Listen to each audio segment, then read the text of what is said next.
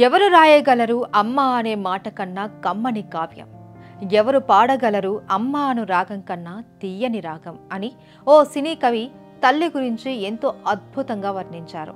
ఎవరు రాయగలరు అమ్మ అను మాట కన్నా కమ్మని కావ్యం. అమ్మ లేని ప్రపంచాన్ని ఊహించలేం. విశ్రాంతి ఎరుగని శ్రామికురాలు అమ్మ. బిడ్డల బాగుగులు చూసుకోవడంలోనే సగం జీవితం అయిపోతుంది. తనకన్నా పిల్లలు బాగుండాలి అని కోరుకుంటారు. బిడ్డలకు చిన్న కష్టం వచ్చినా తట్టుకోలేదు తల్లి. వారి కోసం ఎంత కష్టాన్నైనా భరిస్తుంది. లాలించి బుజ్జగించి బతిమాలి అవసరమైతే దండించి నయానో భయానో మంచి మార్గంలో నడిచేలా చేస్తుంది. వారు ఎదుగుతూ ఉంటే చూసి మురిసిపోతుంది. పిల్లలకు పెళ్లిళ్ళు చేసి తాను కృష్ణారామ అంటూ జీవించాలి అని అనుకుంటుంది. కానీ ఈ తల్లికి అలాంటి అవకాశం లేకుండా పోయింది. మనవళ్ళు మనవరాళ్లతో జీవనాన్ని సాగించవలసిన వయస్సులో రెక్కలు ముక్కలు చేసుకొని కష్టపడుతుంది. ఇదంతా ఎవరి కోసం అనుకుంటున్నారా? కొడుకు కోసం.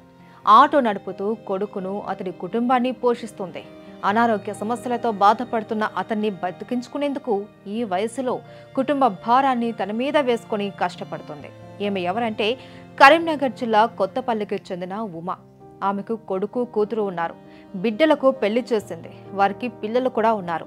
భర్త కొంతకాలం క్రితం మరణించడంతో కొడుకుతో జీవనం సాగిస్తుంది. ఇంతలో ఆమె కొడుకుకు కిడ్నీ సంబంధిత సమస్యలు వచ్చాయి. దీంతో పని చేయలేని పరిస్థితి. కుటుంబాన్ని పోషించేవాడే మూలన పడ్డంతో అతడి మందులకు ఇంటి అవసరాలకు డబ్బులు కావాల్సి రావడంతో బాధ్యతను తన నెత్తి మీద వేసుకుంది.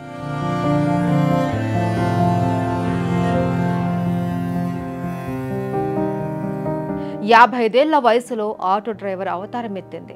భర్త చేసిన పనినే వృత్తిగా మలుచుకొని ఆటోను నడుపుతుంది. అయితే ఇటీవల ఎక్కడ చూసినా ఆటోలు ఎక్కువ కావడంతో గిరాకీ తగ్గిపోయింది. దీంతో ఏం చెయ్యాలో పాలుపోని పరిస్థితి. అటు కొడుకు దుస్థితిని తలుచుకొని ఇటు ఆటో నడుపుతున్న పైసలు రాకపోవడంతో కన్నీటి పర్యంతమైంది ఉమ. బిడ్డ అనారోగ్యం పాలు కావడంతో తప్పనిసరి పరిస్థితుల్లో కుటుంబ బాధ్యతను నెత్తిమీద వేసుకొని జీవనోపాధి కోసం ఆటో నడుపుతుంది 55 ఏళ్ల తల్లి. రెస్ట్ తీసుకోవాల్సిన వయసులో రెక్కలు ముక్కలు చేసుకుంటోంది.